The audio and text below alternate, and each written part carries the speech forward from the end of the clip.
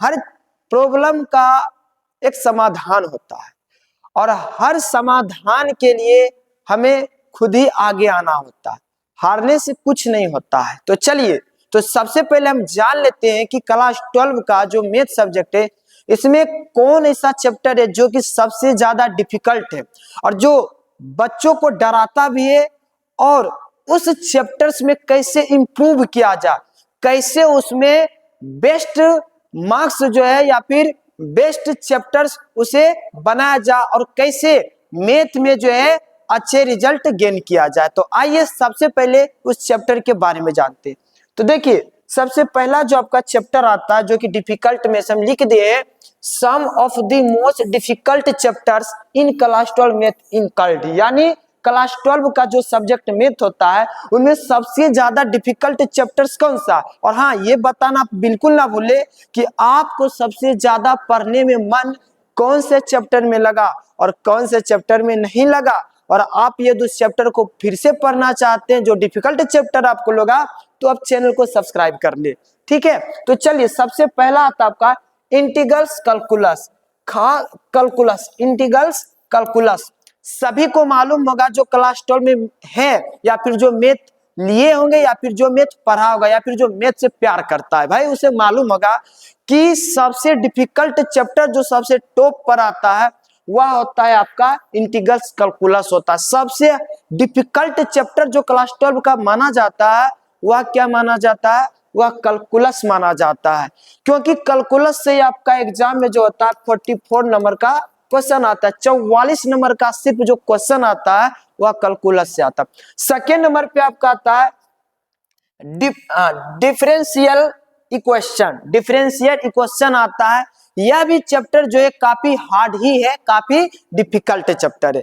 तीसरे नंबर पे आता है वेक्टर अलजेब्रा, वेक्टर सदिश और अदिश। ऐसी तो ये फिजिक्स का ही है, लेकिन मैथ में इसका भी बहुत सारा एक्सरसाइज और चैप्टर्स है। जो बच्चे पढ़ा होगा उसे मालूम है कि वेक्टर जो है कितना डिफिकल्ट चैप्टर है, पढ़ने के बावजूद भी उसका लाइन यानी बहुत सारे इसमें उलझने हैं, लेकिन इस उलझन का समाधान भी है। फोर्थ नंबर पर आता है कॉम्प्लेक्स नंबर। कॉम्प्लेक्स नंबर भी अगर देखा जाए तो यह भी बच्चों को काफी डराने वाला चैप्टर है, काफी बच्चे को पढ़ने में दिक्कत होता है, जिससे बच्चे क्या होते हैं कि इसीलिए मैथ को लेना हुआ नहीं चाहते, लेकिन आप लोगों को डरना नहीं है। उसके बाद आता है कोऑर्डिनेट ज्योमेट्री। कोऑर्डिनेट ज्योमेट्री भी जो है बहुत ज्यादा ही डिफिकल्ट चैप्टर है, जो जिसे बच्चे पढ़ने में काफी डरते हैं या फिर समस्या आता है कि जैसे जैसे वो नेक्स्ट चैप्टर पढ़ते हैं वैसे वैसे जो बैक वाला जो चैप्टर यानी जो पढ़ लिया है वो क्या होता है दिमाग से निकल जाता है।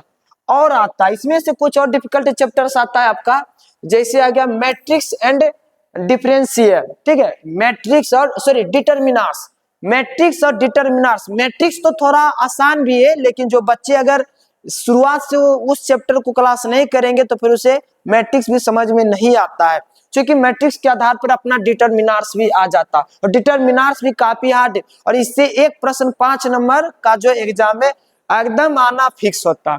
उसके बाद देखिए कि इसमें कैसे इंप्रूव किया जाए, तो कैसे मैथ सब्जेक्ट में अच्छे मार्क्स गेन किया जाए, कैसे किया जाए। तो सबसे पहले आप एक चीज दिमाग में रख लीजिए, मैथ में सबसे बड़ा चीज होता है आपका प्रैक्टिस, सबसे बड़ा चीज होता है प्रैक्टिस। आपको जिस चैप्टर से डर लगता है या जो भी चैप्टर सबसे ज्यादा डिफिकल्ट लगता उस चैप्टर को आप बार बार प्रैक्टिस कीजिए। मैथ में यदि आप चाहते हैं कि हम अच्छे बने, बादशाह बने, या इंप्रूव करना चाहते हैं या अच्छे मार्क्स गेन करना चाहते हैं, तो सबसे पहले डिफिकल्ट चैप्टर या फिर डिफिकल्ट क्वेश्चन को आप बार बार रिवीजन कीजिए, बार बार प्रैक्टिस कीजिए, क्योंकि मैथ वही सीख सकता है जो मैथ को प्रैक्टिस करता है। बार बार प्रैक्टिस करना पड़ता है मैथ में, तभी जाकर मैथ दिमाग में रहता है, नहीं तो मैथ से आपको बहुत ही, आप कितना भी पढ़ ले तब भी आप उसमें अच्छे मार्क्स नहीं गेन कर पाएंगे। अच्छे मार्क्स गेन करने के लिए आपको बार बार प्रैक्टिस करना पड़ता है। To prepare for the exam you can practice important question. आप सबसे पहले यह देखिए, अपने शिक्षकों के द्वारा पता कीजिए कि प्रिपेयर यानी for the exam you can practice important question.